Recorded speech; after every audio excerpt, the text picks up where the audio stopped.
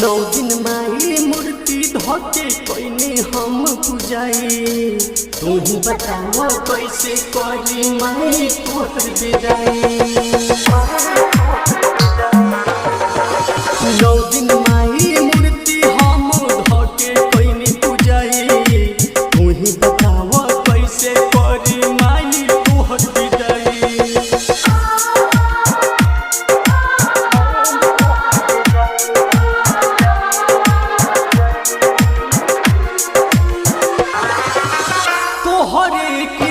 माई सदल दरबार बा दया करो भगत पर आइल दुआर बा।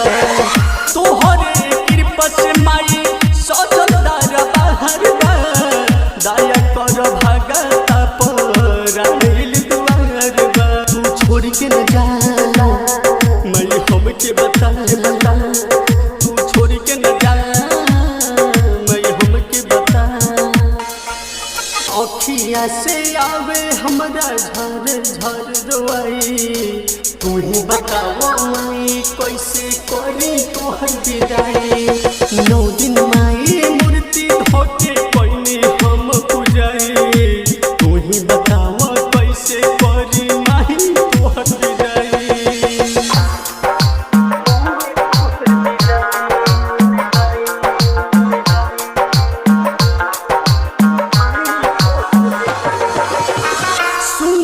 विदाई आँख भर जाला लोर से के पोछलूर हमारा चला के कोर से।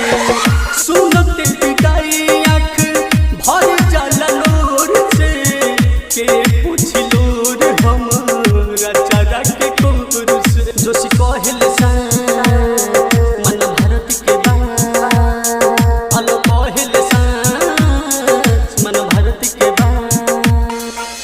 चले जाइबू छोड़ के कैसे जी नहीं पाई। तू ही बताओ कैसे करी माई तोहर विदाई। नौ दिन माई मूर्ति धोके कोइने हम पूजाई। तू ही बताओ कैसे करी माई तोहर विदाई। नौ दिन माई मूर्ति हम धोके कोइने पूजाई। तू ही बताओ कैसे करी माई तोहर विदाई। Number 1 studio new apples Motihari. DJ Alok Bharti Motihari. Contact number 8507063299.